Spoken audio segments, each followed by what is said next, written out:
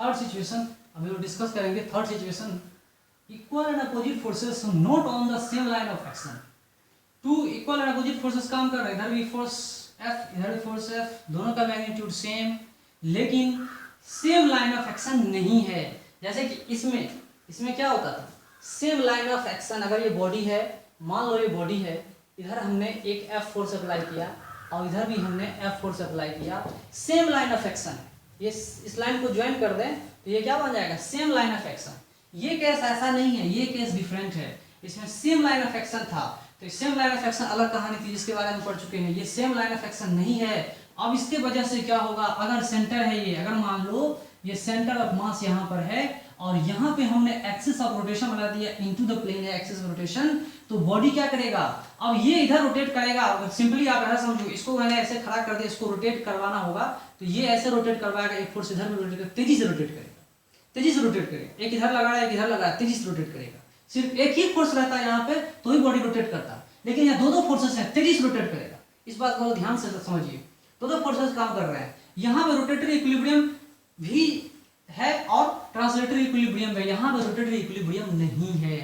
क्यों नहीं है, तो इस एक्सिस के अलोंग बॉडी रोटेट करेगा। अगर मान लो इसका लेंथ हमने दे दिया यहाँ से यहाँ L और यहाँ से यहाँ इसको भी हमने दे दिया L, तब क्या होगा, यहाँ से एक्सिस से L वेक्टर इधर जा रहा है और R इधर आ रहा है ना, तो क्या होगा, L क्रॉस F ये इनटू द प्लेन जा रहा है, क्या, टॉर्क की वैल्यू, इस केस में टॉर्क की वैल्यू इनटू द प्लेन जा रहा है, ऊपर वाले केस में L cross F into the plane जा रहा है। राइट हैंड थंब रूल है ना, कर्ल करेंगे है ना, तो इससे भी हम समझ सकते हैं, कोई दिक्कत नहीं है। इधर की बात करें तो L वेक्टर इधर है, नीचे L वेक्टर है, फोर्स इधर है, तो क्या होगा, L क्रॉस F, इसमें क्या हो रहा है, L cross F into the plane, ये भी जा रहा है इनटू द प्लेन।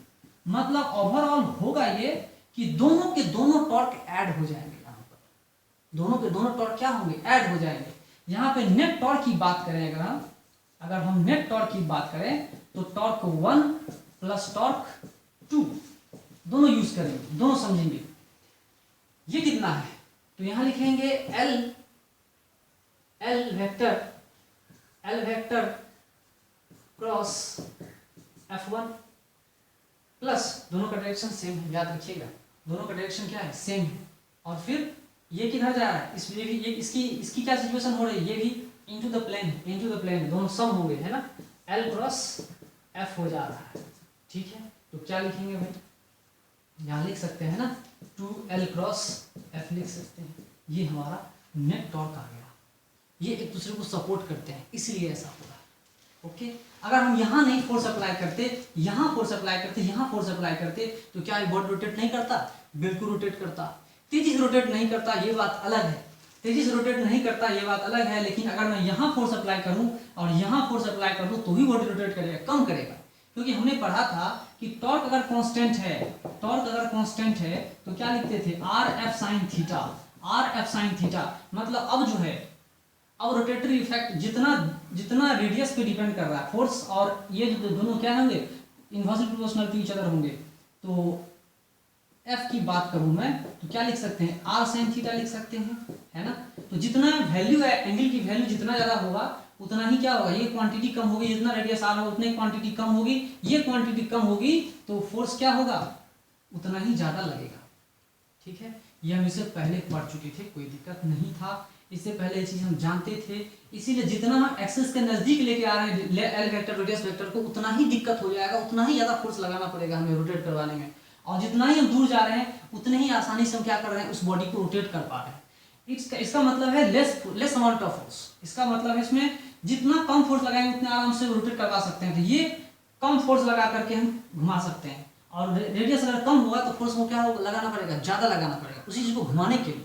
अगर हमने टॉर्क इक्वल टू कांस्टेंट रखा, तो अगर इसी केस में टॉर्क कांस्टेंट रखूंगा तो क्या केस होगा, इसी केस में क्या होगा, F की मैग्नीट्यूड ज्यादा होगी। कब, ये वैल्यू जब घट जाएगी तब, ये वैल्यू घटेगी, ये वैल्यू बढ़ेगी, ये वैल्यू बढ़ेगी, ये वैल्यू घटेगी।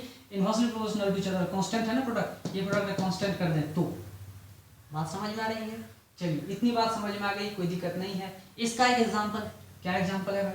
एक इलेक्ट्रिक डाइपोल को रखिए आप यूनिफॉर्म इलेक्ट्रिक फील्ड में with in axis at an angle to an field. मान लो कि एक electric field uniform electric field है और एक इलेक्ट्रिक डाइपोल को मान लो ये पॉजिटिव चार्ज है और एक निगेटिव चार्ज माइनस क्यू रखा हुआ है और ये एक्सिस से थीटा एंगल पे है। तो थीटा एंगल पर अगर है तो क्या कहानी होगी? ये रोटेट करेगा कि नहीं करेगा? क्या इसके ऊपर असर पड़ेगा? क्या सेम लाइन ऑफ एक्शन पर है? नहीं। यहाँ पर QE फोर्स काम कर रहा है, that is equal to F, इधर काम करेगा। इसके ऊपर में क्या काम कर रहा है? इधर फोर्स काम कर रहा है माइनस QE, इस डायरेक्शन में माइनस F फोर्स काम कर रहा है, अपोजिट डायरेक्शन में काम कर रहा है। देख लीजिए, इसके वजह से क्या होगी? बॉडी रोटेट करना शुरू करेगी एट एन एंगल थीटा। लेकिन इसी केस का जस्ट पहले वाला ट्रांसलेटरी इक्विलिब्रियम रोटेटरी इक्विलिब्रियम में हम जब पढ़े थे तो क्या देखेंगे? इसका कहानी देखिए, इलेक्ट्रिक डाइपोल है, ये निगेटिव चार्ज है और ये क्या है? पॉजिटिव चार्ज है। अब इस दोनों को हम यूनिफॉर्म इलेक्ट्रिक फील्ड में प्लेस करके रख दिया। कहाँ प्लेस कर दिया हमने?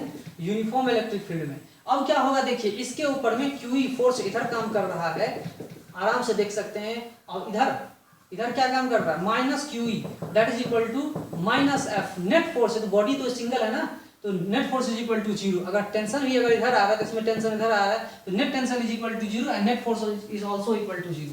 तो पहले वाले एग्जांपल में आप समझ सकते थे कि एक क्या लिखते हैं पहले वाले एग्जांपल में? An electric dipole in uniform electric field with its axis parallel to the field. Angle नहीं, एंगल यहाँ थीटा इक्वल टू 0 नहीं होगा। थीटा इस केस में theta is not equal to 0, इस केस में थीटा इज इक्वल टू 0 आ रहा है। इस केस में थीटा इज इक्वल टू 0 और 180 डिग्री। ठीक है, थीटा इज इक्वल टू 0 और 180 उसमें आएगा। इसमें theta is not equal to 0, 90 degree होगा।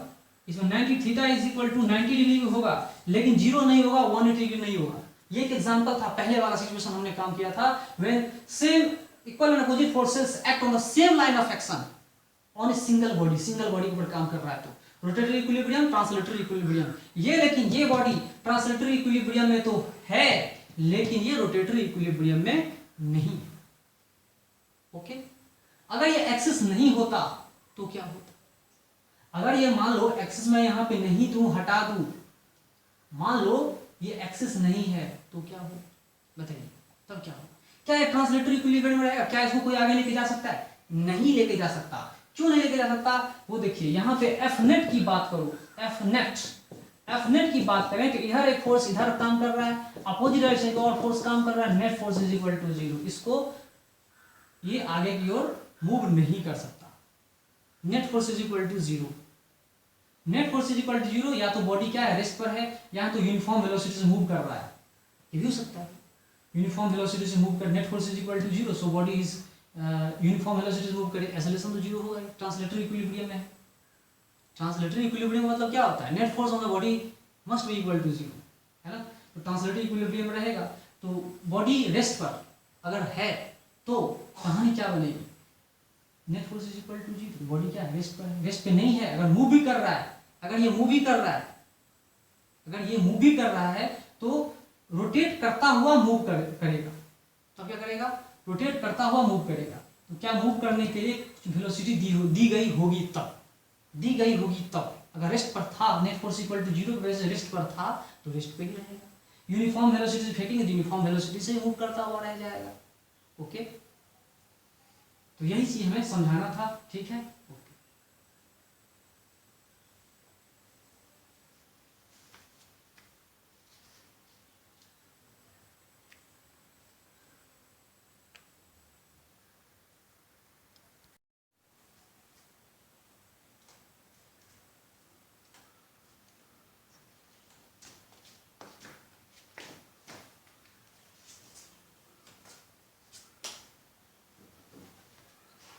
फोर्थ केस हम डिस्कस करेंगे। फोर्थ केस देखिए, unequal forces do not act on same line of action. Unequal forces होंगे F2 और F1। यहाँ पे देखिए कि F2 is not equal to F1, F1 F2 के बराबर नहीं है। मतलब आप देख लीजिए कि net force is not equal to 0। Net force is not equal to 0 मतलब ये समझेंगे कि F2 minus F1 is not equal to 0। ये 0 नहीं, नेट फोर्स इक्वल टू 0 के बराबर नहीं है। ठीक है, तो इस सिचुएशन में क्या होगा, बॉडी ट्रांसलेटरी इक्विलिब्रियम में नहीं है। बॉडी क्या है, मूव भी करता हुआ रहेगा। बॉडी क्या है, not in translatory equilibrium, not in translatory equilibrium, translatory equilibrium में नहीं है, मूव कर रहा है। मूव कर रहा है, कैसा मूव कर रहा है भाई, एक्सेलरेटेड मूव कर रहा है, एक्सेलरेटेडली मूव कर रहा है। नॉट इन ट्रांसलेटरी इक्विलिब्रियम मतलब बॉडी जो है एक्सेलरेटेड है, यूनिफॉर्म वेलोसिटी से मूव नहीं कर रहा है। यूनिफॉर्म वेलोसिटी से मूव करेगा तो आप इक्विलिब्रियम की कहानी पढ़ सकते थे, लेकिन यहाँ बॉडी एक्सेलरेटेड होकर पड़ रहा है, एक्सेलरेटेड होकर जा रहा है। Acceleration is not equal to 0। Body जो है वो क्या आ रहा है, बॉडी इज एक्सेलरेटेड। बॉडी क्या हो रहा है, एक्सेलरेट हो रहा है या डिसेलरेट हो रहा है। एक्सेलरेटेड, बॉडी को एक्सेलरेट किया जा रहा है या नहीं तो डिसेलरेट किया जा रहा है। बॉडी इस चीज को आप लोग समझिएगा, कोई दिक्कत नहीं है। आगे चलते हैं तो इस चीज को और इजी वे में हम समझेंगे, जानेंगे। अगर हम इसको पहिया में तब्दील कर देंगे तब नेट। अब रोटेटरी इक्विलिब्रियम की बात करें, रोटेटरी इक्विलिब्रियम की बात करें तो रोटेटरी इक्विलिब्रियम में क्या होगा कहानी। अगर हम किसी को भी एक्सिस ऑफ रोटेशन बना दें, इसको एक्सिस ऑफ रोटेशन बता दें या इसको एक्सिस ऑफ रोटेशन बता दें तो क्या होगा, क्या वो रोटेट करेगा। मान लो यहाँ पे हम एक्सिस ऑफ रोटेशन बता दें, सेंटर ऑफ मास को एक्सिस ऑफ रोटेशन बना दें तो क्या होगा। अब इसको ही एक्सिस ऑफ रोटेशन बना देंगे तो देखो यहाँ पर एल तो कांस्टेंट है, दोनों केस में एल क्या है, कांस्टेंट है। ठीक है जी, एल कांस्टेंट है। L cross F2, L cross F2 into the plane, और क्या इनटू द प्लेन। इसमें देखिए L cross F into the plane, ये दोनों केस में इनटू द प्लेन आ रहा है। तो नेट टॉर्क जो आएगा वो क्या होगा, टॉर्क 1 प्लस टॉर्क 2, टॉर्क इसको करते हैं, है ना, टॉर्क 1 इसको लिखो, इसको लो, कोई फर्क नहीं पड़ता है ना। क्या लिखोगे, L cross F2 vector plus, है ना, इसके बाद क्या लिखेंगे, इधर इनटू द सेम डायरेक्शन लिखेंगे तो क्या होगा, एल क्रॉस F, है ना, दोनों को क्या कर देंगे हम, ऐड कर देंगे। तो ये टॉर्क नेट इक्वल टू 0 नहीं आ रहा है। देख रहे हैं आप लोग, डायरेक्शन बता रहे हैं, डायरेक्शन नहीं आ रहा है सेम। तो दोनों कंडीशन में क्या हो रहा है, दोनों कंडीशन में क्या हो रही है, ये है ना, L1 इधर माइनस L1 ले लो, माइनस F1 ले लो, तो भी कहानी वही है। अगर ये समझ बहुतों को नहीं आ रहा है तो आप ऐसे समझ लो कि माइनस L1 इधर ले लेते हैं तो माइनस L1 इधर ले लिया, और माइनस F1 अपोजिट डायरेक्शन लग रहा है तो माइनस F1 इधर ले लेंगे, F2 था, ठीक है, तो इधर भी ले सकते हैं, माइनस माइनस प्लस, बात तो वही है, बात तो वही कहानी आ रही है ना। तो क्या आएगा, 2L1 या L1 वेक्टर प्लस क्या आएगा, L1 cross F2 plus F1। हम लोग कुछ इस तरह से समझेंगे, जानेंगे, देख लीजिए, कोई दिक्कत नहीं है। F2 प्लस F1, अब net force equal opposite direction, net force का बदला ये हमारे पास टॉर्क आ रहा है जो कि 0 नहीं है, जो 0 नहीं है, देख लीजिए, ये 0 नहीं, ये 0 नहीं है। इसका मतलब ये हुआ बॉडी टॉर्क नेट जो है वो इक्वल टू 0 नहीं है। इसके वजह से बॉडी क्या है, रोटेटरी इक्विलिब्रियम में नहीं है, not in rotatory equilibrium, rotatory equilibrium में नहीं है, नॉट इन रोटेटरी इक्विलिब्रियम। अब ये रोटेटरी इक्विलिब्रियम नहीं है, मूव करेगा इस एक्सिस के अलावा। चलो माने ये, मैं मान के ये चलता हूं, मान लो ये एक्सिस ऑफ रोटेशन मैंने नहीं रखा, कुछ और रखा, कुछ और रखा।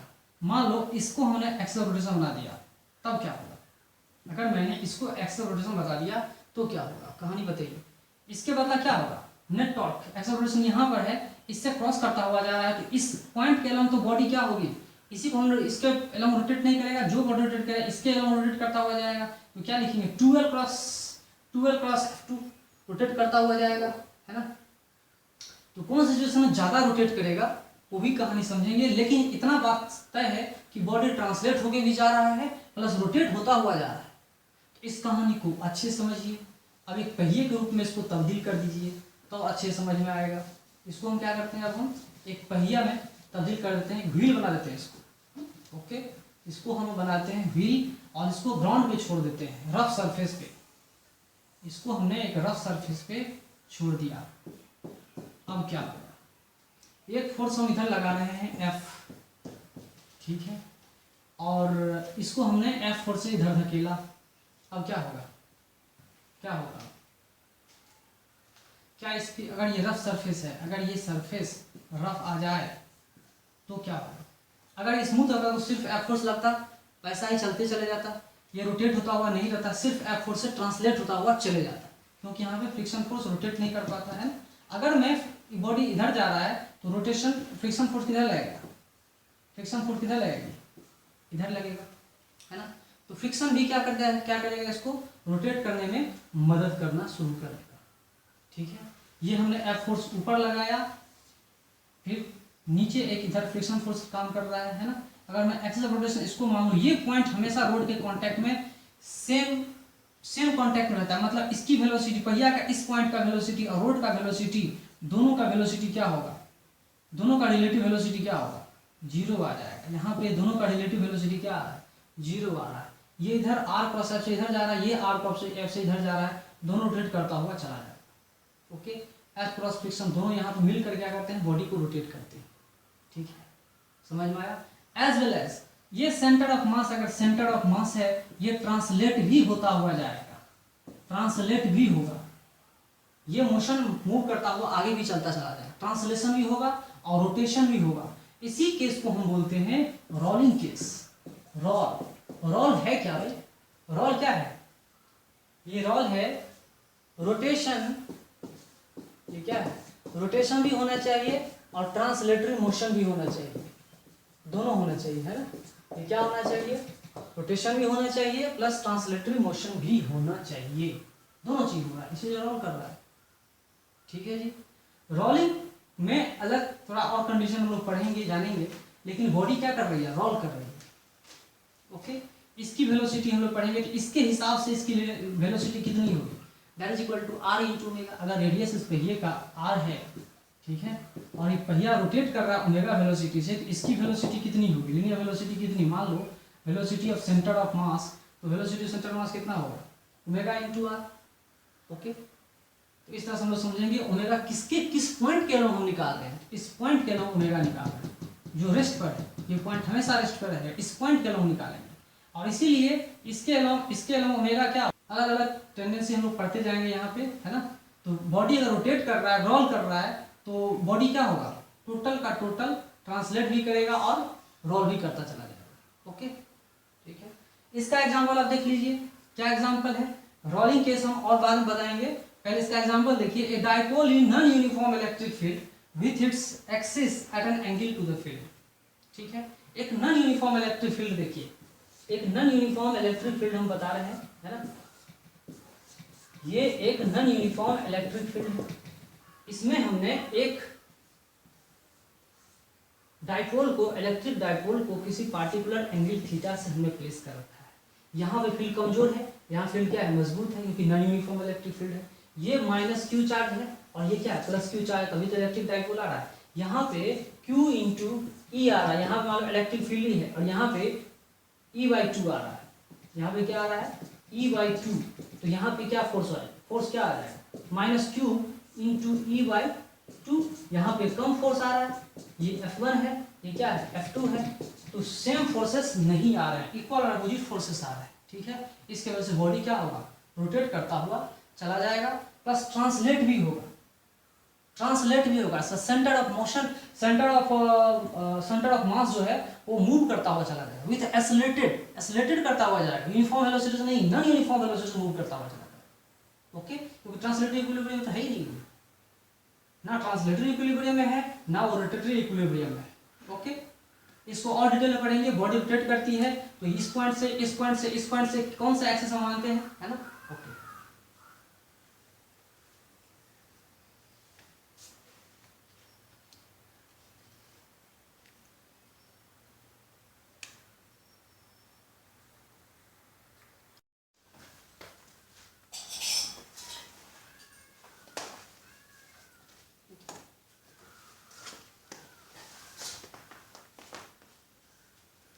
चलिए आगे चलते हैं, टॉर्क को टॉपिक को आगे बढ़ाते हैं। ये कपल पढ़ते हैं। कपल क्या है? वो कपल नहीं, लड़के लड़कियों की जोड़ी कपल नहीं, यहाँ अलग कपल है। एक combination of two equal and opposite directed forces, है ना। क्या है यहाँ पे? एक combination of two equal and opposite directed forces not acting along the same line of action. ठीक है, यहाँ देखिए, दो इक्वल एंड अपोजिट फोर्सेस है लेकिन लाइन ऑफ एक्शन सेम नहीं, एक ही लाइन में काम नहीं कर रहा है। ये इसका लाइन ऑफ एक्शन ये है और इसका लाइन ऑफ एक्शन ये है, कहाँ मिल रहा है? मिल ही नहीं रहा।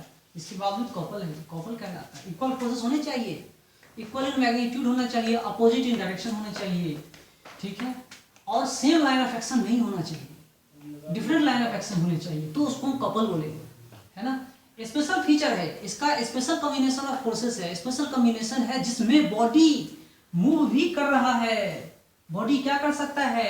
मूव भी, free to move. Body is free to move, fix नहीं किया गया, not fix, it is not fix, but it can rotate also, rotate कर सकता है। इससे पहले मैंने बताया था ट्रांसलेटरी इक्विलिब्रियम के बारे में कि ट्रांसलेटरी इक्विलिब्रियम में आप ये समझना कि नेट फोर्स इक्वल टू 0 होता है, नेट एक्सेलरेशन इक्वल टू 0 होता है। इसका मतलब ये नहीं है कि बॉडी यूनिफॉर्म वेलोसिटी से मूव नहीं कर रहा, कर सकता है, फ्री टू मूव। या लिखा होगा it is free to move, ये फ्री है मूव करने के लिए, it is free to move. Body है फ्री मूव, फ्रीली मूव करने के लिए, क्योंकि फ्री नहीं, ये क्या है? फिक्स नहीं है, नॉट फिक्स्ड। ये क्या है? Not fixed. समझ में आ रहा है? But entire body is free to move but it can rotate also. ये बॉडी लेकिन रोटेट भी कर सकता है। क्यों रोटेट कर सकता है? इसके किसी भी एक्सिस के लिए टॉर्क निकल जा रहा है और that torque is not equal to 0। जो टॉर्क आ रहा है वो 0 के बराबर नहीं हो रहा है, इसीलिए रोटेटरी इक्विलिब्रियम में नहीं है, ट्रांसलेटरी इक्विलिब्रियम में है। ये मूव कर सकता है ट्रांसलेटरी, लेकिन ये ट्रांसलेटरी मूव कर सकता है लेकिन एक्सेलरेट नहीं कर सकता। यूनिफॉर्म वेलोसिटी मूव कर सकता है, एक्सेलरेट नहीं कर सकता, या रेस्ट पे भी रह सकता है, या रेस्ट पे भी रह सकता है। आसानी से ये समझो, इजी वे में ये समझो कि रेस्ट पे रहेगा, तो रोटेट भी रेस्ट पे रहेगा, ठीक है। लेकिन क्या ये फिक्स कर, क्या होता तभी तो फिक्स करता, लेकिन ये मूव भी कर सकता है। ये तो क्या हुआ? ये मूव भी कर सकता है, free to move, but it can rotate also. ये रोटेट भी कर सकता है, घूम भी सकता है, ये स्पिन भी कर सकता है, ये स्पिन भी कर सकता है, किसी भी एक्सिस कलम में स्पिन कर सकता है। ये एक्सिस, ये एक्सिस, ये एक्सिस, ये एक्सिस, ये एक्सिस, ये एक्सिस, कोई भी एक्सिस उठा लो, कोई भी एक्सिस उठा लो, उस एक्सिस के अलोंग ये क्या कर सकता है? मूव कर सकता है। ये हमने इसलिए बताया क्योंकि बहुत लोग समझ में नहीं आ रहा। इनटू द प्लेन ये एक्सिस हमने बनाया, इनटू द प्लेन जा रहा है, ठीक है। सिंपल बनाने के लिए आउट ऑफ प्लेन में ये एक्सिस होता है, सेमी लाइन जा रहा है ना, कोई दिक्कत नहीं है। सिर्फ एक्सिस बताने के लिए हमने ऐसा क्रॉस सेक्शन लगाया हुआ था, ओके। इनटू और कुछ ज़्यादा ऐसा कोई मतलब नहीं है, ओके। तो ये इसमें कहानी क्या हो रहा है? कपल में क्या हो रहा है कि net torque is not equal to 0, इसलिए बॉडी रोटेट भी करेगा, लेकिन नेट फोर्स इक्वल टू 0 है, ट्रांसलेटरी इक्विलिब्रियम में है, लेकिन free to move, entire body is free to move, free है मूव करने के लिए। अगर यूनिफॉर्म वेलोसिटी दे दिया तो मूव करता हुआ चला जाएगा, ठीक है। आगे चलते हैं। It is independent of location of the axis of rotation. सही बात है, एकदम सही बात है कि ये जो टॉर्क हमने लिखा है कपल का टॉर्क, ये क्या है? Independent of location of the axis of rotation. Axis of rotation से इंडिपेंडेंट है। यहाँ एक्सिस रखो तो भी r क्रॉस f आएगा, यहाँ रखो तो भी r क्रॉस f आएगा, यहाँ रखो तो भी r क्रॉस f आएगा। हर एक सिचुएशन में r क्रॉस f आएगा, इसका टोटल लेंथ r है। तो ओके, समझ में आया? कपल कहानी क्या है कि दोनों फोर्सेस एक्सटर्नली अप्लाई होते हैं। कपल में क्या कहानी होता है? दोनों फोर्सेस एक्सटर्नली अप्लाई हो रहे हैं, ये भी एक्सटर्नल, ये भी एक्सटर्नल, दोनों एक्सटर्नली अप्लाई हो रहे हैं। लेकिन टॉर्क की क्या कहानी होता है? One is externally applied. एक को हम टॉर्क में क्या कहानी करते हैं कि एक को हम एक्सटर्नली अप्लाई करते हैं और दूसरा जो होता है उसका रिएक्शन होता है, उसका अपोजिट रिएक्शन होता है। समझ में आ रहा है बात? तो चलिए यही टॉर्क की कहानी हम लोग पढ़ते हैं।